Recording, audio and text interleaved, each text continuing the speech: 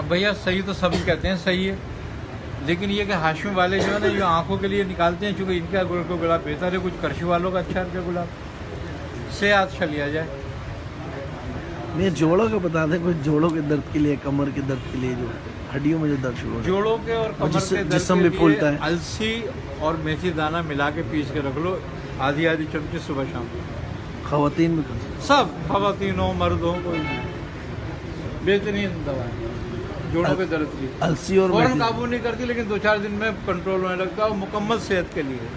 अलसी और मेथी दाना। अच्छा, एक मजे की बात यह है कि इसके 3 फायदे बहुत मुसल्लम हैं।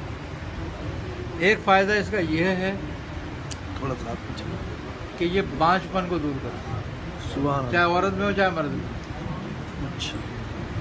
दूसरा फायदा जोड़ों की तकलीफ को दूर करता है और बाजी को छाड़ता है, ऐसा समझ लगता। और तीसरा फायदा इसका ये है कि ये कमर के मोहरों में और जोड़ों में जो गैप आ जाता है, उसकी गैप को दूर करता है, उसमें लोहा पैदा करके उसको भरता है। नुस्खा दोबारा इरशाद फरमा दें। मेथी दाना जी और अलसी, सही, हम वजन पीस लिया जाए, और पुरानी से पुरानी खांसी को दूर कर देता है। सुभान अल्लाह। दमे के मरीजों के लिए बेहतरीन है। खुराक कितनी मियाँ? हाँ, एलर्जी है। खुराक कितनी?